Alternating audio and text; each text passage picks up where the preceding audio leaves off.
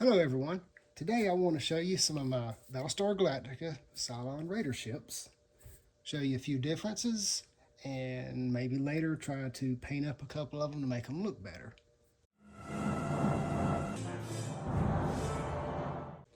And what we have here is 3 model kits, and this is a 1978 radio controlled vehicle or whatever. I don't really know where they got this mold from because it's a different size than the model kits, and it's also a different size than the original Mattel toy. But the other 3 are model kits. This one is the first one from 1978. This is the original Monogram kit. Now, I did this when I was 8 years old, and it looks terrible. Now, I thought it was great a long time ago, but I don't know what I was doing. Didn't really do hardly any painting except some weird little gold details, red details. It's weird. Now this particular one actually shot missiles. Looks like I must have glued them in.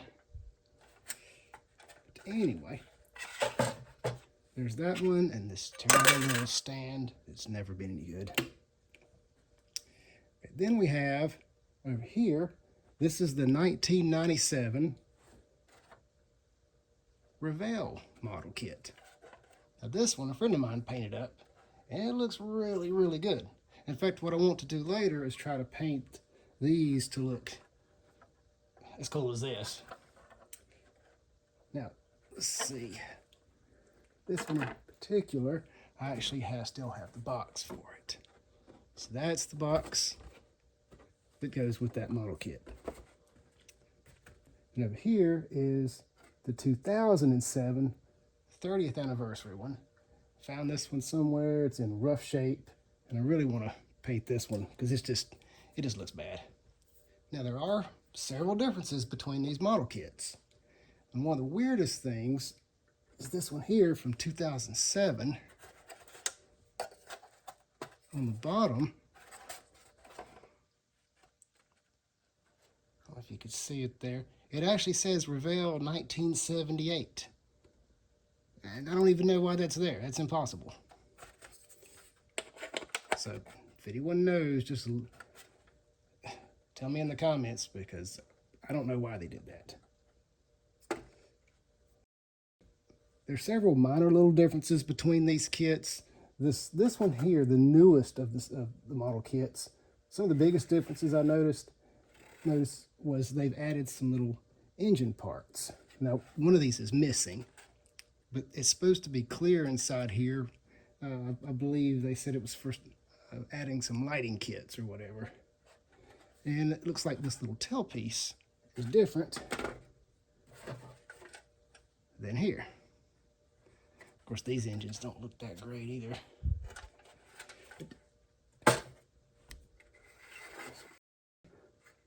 And there may be some other weird little differences. I know they were painted a little differently. I just really like the way this one right here looks. With the black engines, the little front cockpit louvers, all black. But yeah, I mean, they changed even the decals right here. This one's it's chopped off, but it's a little bit different shape than the original one. And of course, these details are in different places. Let's get in here and see if we can get to painting. All right, there's my poster.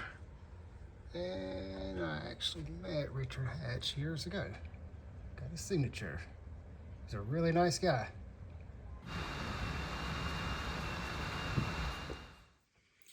Okay, for starters, with my old one, I've got to clean the dust off of this thing. So let's get all this off of here first. The toothbrush actually works really good to get the dust out of the really fine areas. All right, we're going to start with Granite Gray. See how this goes. I actually bought several different grays because I couldn't make up my mind, but anyway. we'll just go with one. What I'm going to do is go ahead and cover this whole thing, then go back and put some black areas, get this fixed up looking right, get the engines black. Let's just see how this thing does. Let's see. Okay, that's not too bad. When it dries, it'll go a little bit darker. I'm trying to get it to look a little bit more like this one. But if not, I've got some more shades of gray to try. So I'm going to go and keep putting this paint on here. Oh, it's on pretty good. I don't know why I never painted my models a long time ago. I guess I figured it was already gray. Why waste the paint? Of course, we also didn't have these acrylic paints as readily available. I used to always buy the little, what is that, little oil paints. Little Testors oil paints. So anyway, interesting little story. Years ago when we, and a friend of mine were at a convention, and I actually did get to meet Richard Hatch. It was right before they had started that new Battlestar Galactica series. And so I asked him what he thought about it. If he had any opinions on the new show that was coming out. And he wasn't quite that happy with it. I think he had some ideas, they got rejected or whatever. But anyway, he just told me he didn't really want to have anything to do with it. What's funny, it's like later down the road, I don't know if it was months or whenever, a friend of mine calls me up and says, "Hey, on that new Battlestar Galactica show, Richard Hatch is on there." So, I thought that was kind of funny. So who knows whatever happened, but I guess he had a change of heart. Anyway, I just thought that was kind of interesting. Anyway, I'm going to keep painting this whole thing. And we'll see how this does.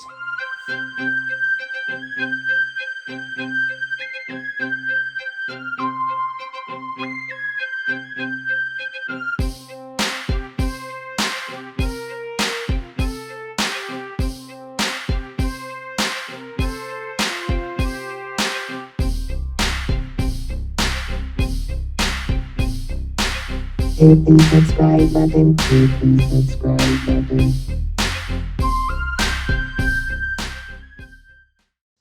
Okay, that's got the gray on. I'm gonna let this dry a little bit and come back and add the black details and stuff. I wasn't too concerned about any of the brush strokes that might still be visible because I plan on weathering it at the very end, and that should cover up pretty much anything that looks unusual. But you may have noticed as I did the brush strokes, I tried to keep them pretty consistently going the same way. That way it just looks better. Now for the black areas, I've seen this done several different ways. I'm going to try to do mine like this one right here with the front, this right here, this piece in the back. Don't know why it's different pictures, different versions of this ship or whatever, but I guess it's you just do whatever you think looks good. But I like the way this one turned out.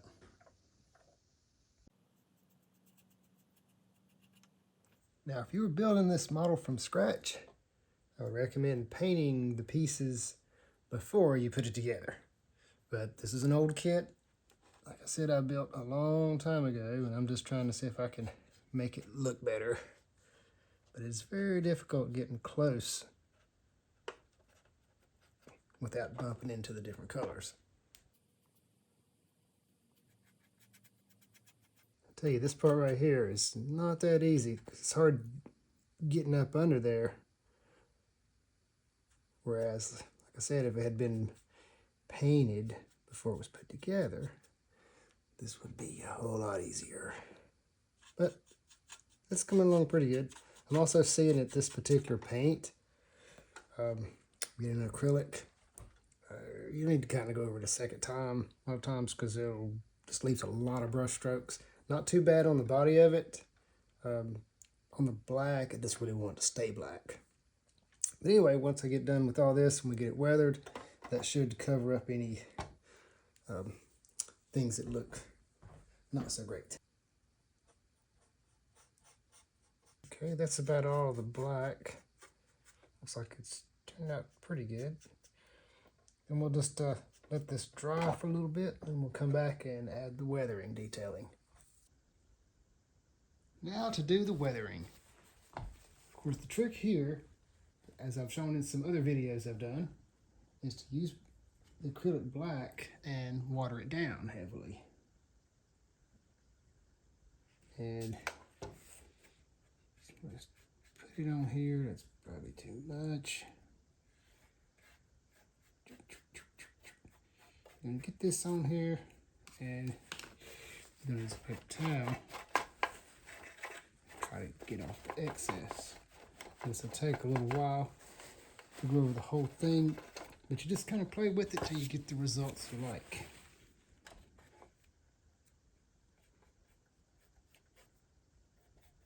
You just want to have it get a nice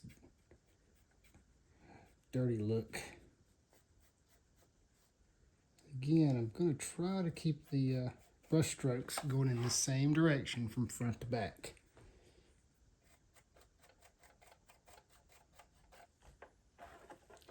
So far I've noticed I'm not really having to take off much excess. Once this is diluted down really good, it seems to be filling in the cracks and giving me the look that I'm trying to get.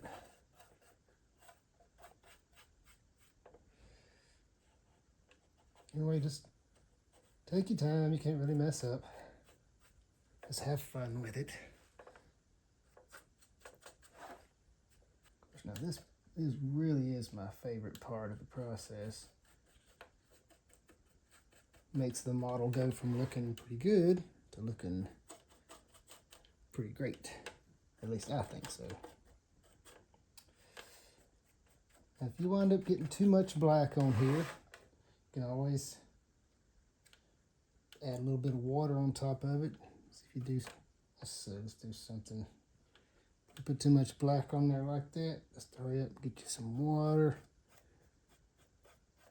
Keep rubbing at it. If you feel like it's too much, you can dab it off. But as long as you take care of it before it dries, you'll be okay. It'll keep getting thinner and thinner. Yes, there we go. Yeah, so all this detail in here, this is just really neat looking.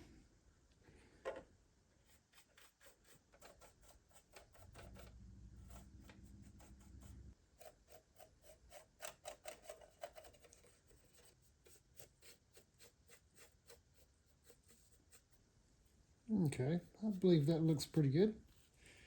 As you see, I've tried to do a lot of brush strokes in this direction from the front to back. Either way, don't matter too much, but I do think it still looks better coming from the front to the back. All right, let's just let this thing dry for a little bit, but I think overall it turned out pretty good.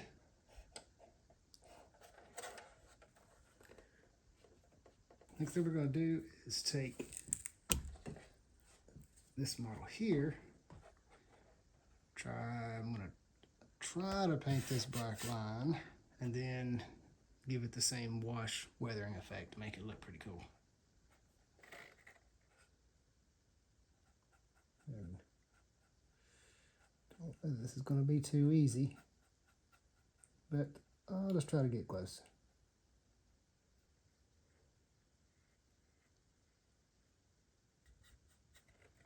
Okay, it's not too bad. Let's get that one fixed and that one fixed. And I believe I'll do a few more things. I'll probably make these engines black, this area.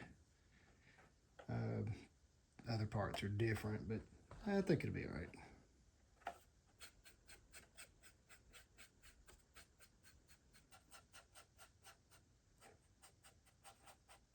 All right, that looks pretty good on the black. Now let's go ahead and distress it like we did the other one. We'll use the same technique, using the black and the water. And again, you don't have to worry too much about how heavy this might go on. You can always flop some of it off. Come back with more water. Just keep going over it until you get it how you like it.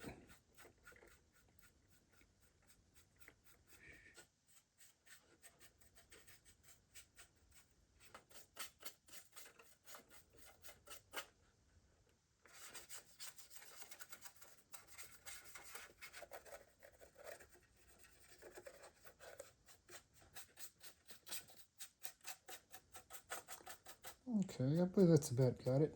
One thing I really like to do in these models is the more detailed areas, I think, look a little better if you get it darker. And I really like putting these streak lines down this way. So if the ship's flying in that direction, it's just got the little marks coming back off of it. Maybe it was hit by some debris. Maybe a laser. Just put a few things wherever you feel like.